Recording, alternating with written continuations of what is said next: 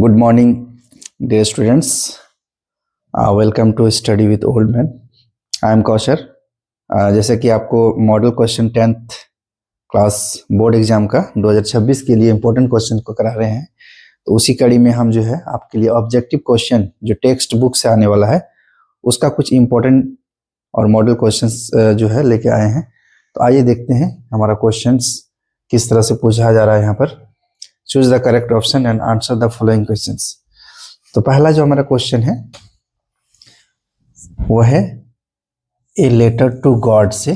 आप लोग इस स्टोरी से वाकिफ हैं, 10th क्लास में फर्स्ट चैप्टर में ही ये स्टोरी है।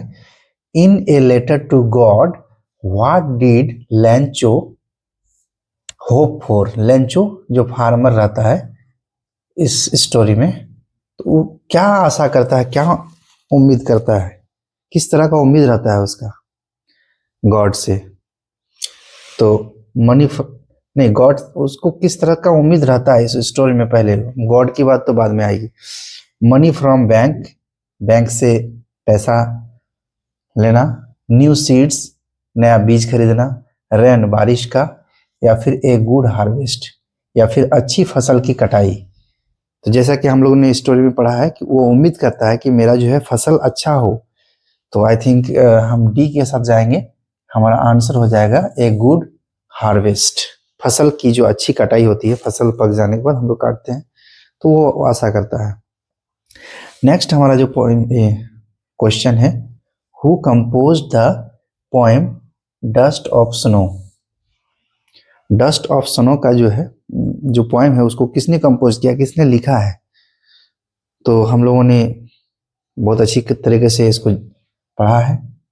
डस्ट ऑफ स्नो को इसको लिखा है रॉबर्ट फ्रॉस्ट ने।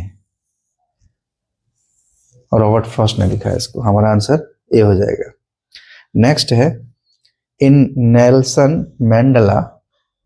नेल्सन मैंडेला का जो लॉन्ग वॉक टू फ्रीडम जो स्टोरी है उसमें what Mandela describe as twin obligations.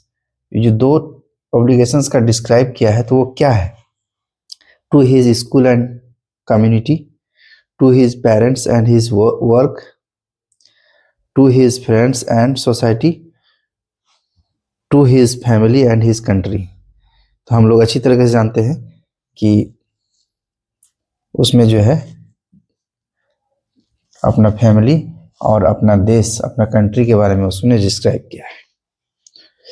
Next हमारा जो क्वेश्चन है, इन द थीव्स स्टोरी, जो थीव्स स्टोरी है क्लास 10th में, what was the thieves real name. वो जो थीव्स रहता है, जो चोर रहता है, उसका असली नाम क्या है। रवि, अनिल, अरुण या हरि सिंह। तो हम लोग जानते हैं कि उसका नाम जो है हरि सिंह रहता है। वो प्रत्येक महीना जो है अपना नाम चेंज करते रहता है, लेकिन उसका ओरिजिनल नाम, रियल नाम पूछ रहा है, तो रियल नाम उसका हरि सिंह रहता है। सो हमारा आंसर हो जाएगा D, Hari Singh. Next question है, the bakers presence was announced by the sound of his. जो बेकर्स एक स्टोरी है, बेकर्स फ्रॉम गोवा या इस तरह का स्टोरी है, उसमें जब वो बेकर जो अपना गांव में जो है ये मोहल्ला में जब बेचने के लिए जब लाता है, तो किस बात से पता चल जाता है कि वो बेकर अब हमारे मोहल्ला में आ चुका है, किस बात से। तो उसका एक बांस का कुछ ये रहता है बजाने का, उसी से पता चलता है कि हमारा बेकर जो है गांव में आ चुका है। तो ये थर्ड ऑफ बैम्बू स्टेप, इससे पता चलता है। तो हमारा आंसर हो जाएगा क्वेश्चन नंबर 5 का third of bamboo step. Next हमारा क्वेश्चन है, the Coorg is located. Coorg एक जगह का नाम है। Coorg is located between which to districts of Karnataka. Karnataka के कौन दो जिलों के बीच में कुर्ग ये जगह स्थित है। ये भी स्टोरी में हमारा मेंशन है। Mysore and Bangalore, Bangalore and Mysore, Mysore and Hassan, Hassan and Bangalore, Hassan या बेंगलोर।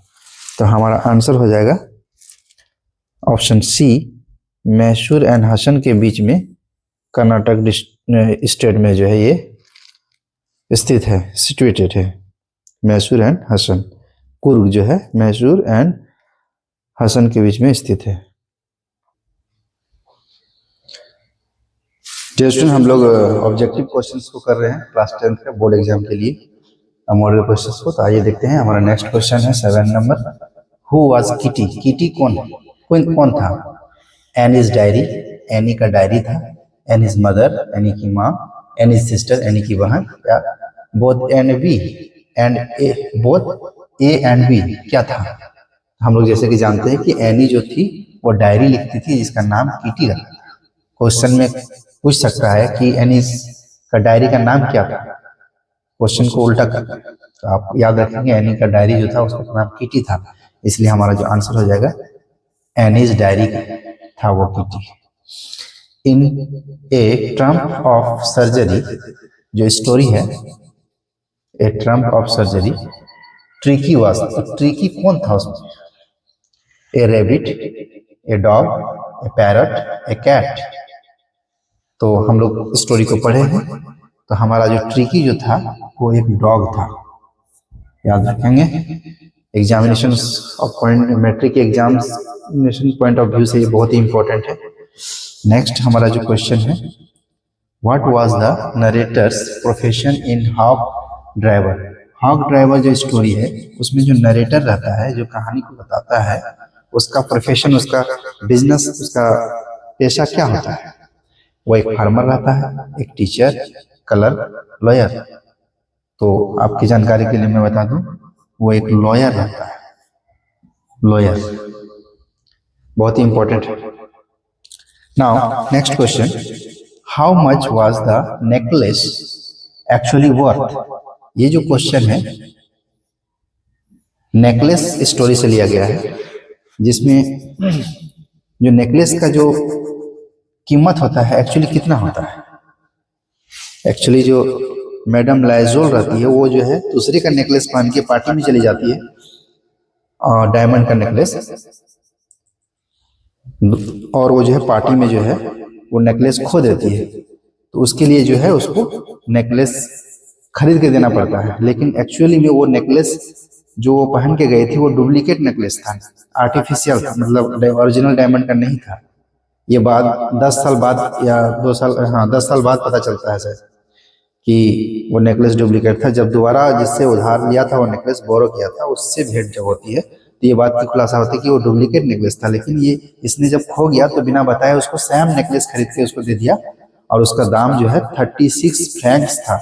लेकिन वो जो ओरिजिनल नेकलेस था, मतलब जो पहन के गई थी बोरो करके, वो उस नेकलेस का एक्चुअली दाम ओनली 500 था,